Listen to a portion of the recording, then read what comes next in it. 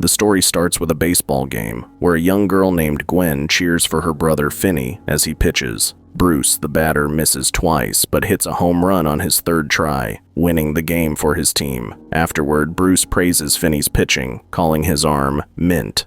Later, Bruce rides his bike, but slows down when he sees a black van parked nearby. A few days pass, and during breakfast, Finney sits quietly as their father, Terrence, grumbles about how loudly he eats. On their way to school, Finney notices a missing flyer for Bruce, who hasn't been seen for days. Shortly after, they witness a fight between Robin, a tough kid at school, and Moose, a bully. Robin wins easily, and the crowd cheers, though Finney pulls Gwen away. In science class, Finney fiddles with his rocket ship pen, glancing over at Donna, his crush. After class, Finney spots some bullies eyeing him and hides in a restroom, but they follow him. Robin shows up, talks about his fight with Moose, and scares the bullies away, warning them not to bother Finney. Once alone, Robin encourages Finney to stand up for himself, and even asks him for help with math, which Finney agrees to.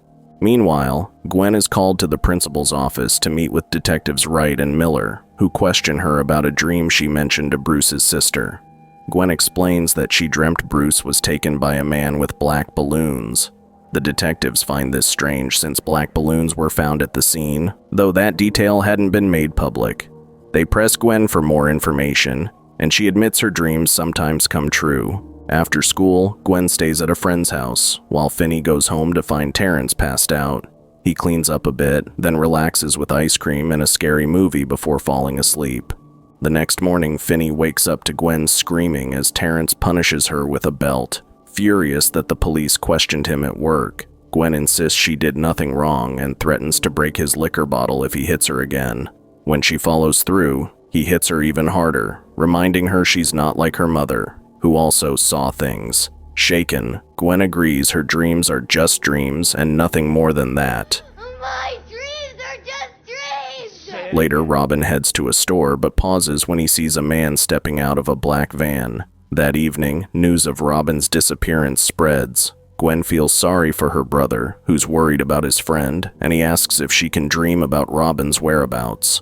Gwen explains she can't control her dreams, but she prays for guidance. Days pass, and with Robin gone, bullies beat up Finney. Gwen steps in, hitting one of the bullies with a rock, but they throw her down and continue to hurt Finney. In science class, Finney is left without a partner, but Donna volunteers to work with him. After school, Gwen teases him about Donna before heading to her friend's place. Finney then walks alone down an empty street when he notices a man stumbling out of a black van spilling groceries. The man says he's a magician, and Finney, noticing black balloons inside, offers to help. However, the man tricks him, trapping him with the balloons. Though Finney tries to fight back, the man sprays something in his mouth and drags him into the van. When Finney regains consciousness, he finds himself on a bare mattress in a strange room. The man, now revealed as the grabber, grumbles about his hurt arm, but says he won't harm Finney anymore. A phone rings somewhere in the distance, and the grabber promises to explain everything later, locking Finney in the room. Finney explores and finds a disconnected black phone on the wall. Terrence soon calls Gwen at her friend's house, and she immediately rushes home. The police are alerted, and Gwen prays for her brother's safe return. Finney wakes to the sound of the phone ringing, but the grabber tells him it doesn't work. The grabber promises to release him soon, though Finney grows suspicious. He threatens to scream if the grabber doesn't let him go, but the man says that no one will hear him. Alone, Finney screams, but the soundproof room muffles everything. He notices a high window but can't reach it. Suddenly, the phone rings again. This time, Finney answers and hears a boy's voice who calls him by name. As Finney remains trapped in the basement, Gwen has another vivid dream about Bruce. Seeing fragments of his life before he was taken, her vision shifts, showing her a glimpse of Finney desperately screaming for help inside a dark house. Determined to find him, Gwen sneaks out in the middle of the night and begins searching for the mysterious house from her dreams. The following day, the grabber brings Finney breakfast, but forgets to lock the door on his way out. Just as Finney begins to consider escaping, the black phone on the wall rings unexpectedly. When he answers, a new voice warns him that it's a trap. The grabber is waiting upstairs, ready to punish him if he tries to flee. Although Finney can't see him, the ghost of Billy, one of the grabber's past victims, appears beside him, explaining that he and the others had faced the same terrible fate before being caught trying to escape. After Billy ends the call, Finney hesitates but decides to go upstairs anyway. A short while later, Billy's ghost calls again. As he speaks, Finney notices his soda bottle shaking, seemingly controlled by Billy's spirit. In the meantime, Gwen's dreams reveal more about Billy's last moments as a paperboy before the grabber abducted him. Finney soon locates the loose cable and, using a rolled-up carpet, loops it around the bars on the window to try climbing up. However, the bars snap under the pressure, sending him crashing to the floor. That evening, Gwen confronts her father about her disturbing dreams. He reluctantly shares a painful memory. Her mother also had vivid dreams she believed to be true, but those visions eventually led her to dark thoughts and, ultimately, her tragic end.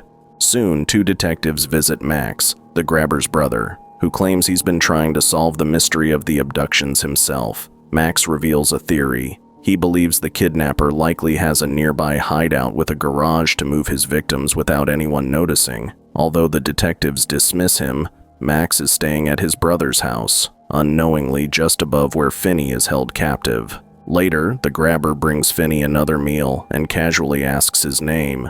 Finney gives a fake name, but the grabber catches on, dropping a newspaper in front of him that already reveals Finney's true identity.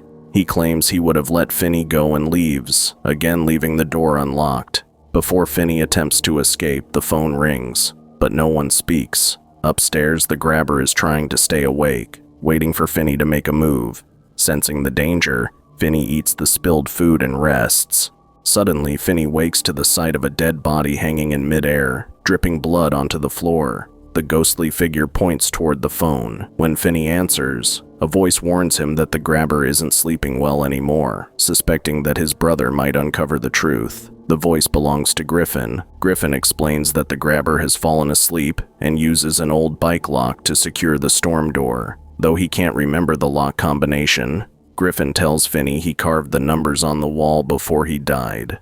Determined to escape, Finney finds the numbers and quietly makes his way upstairs, sneaking past the sleeping grabber to reach the lock. After several tries, he finally unlocks it, but just as he steps outside, a barking dog wakes the grabber, who races after him. The grabber blocks Finney's path and tackles him, threatening to hurt him if he makes a sound.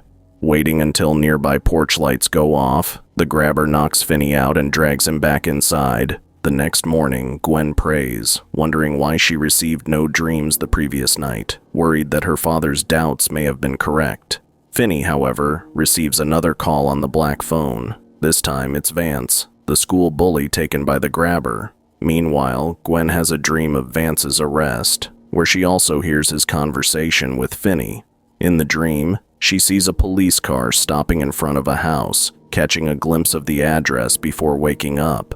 After a long day of breaking through the wall, Finney reaches the back of the freezer but finds the door locked from the outside. Exhausted, he slumps to the floor in frustration until the phone rings one last time. On the line is Robin, Finney's friend, who urges him not to give up.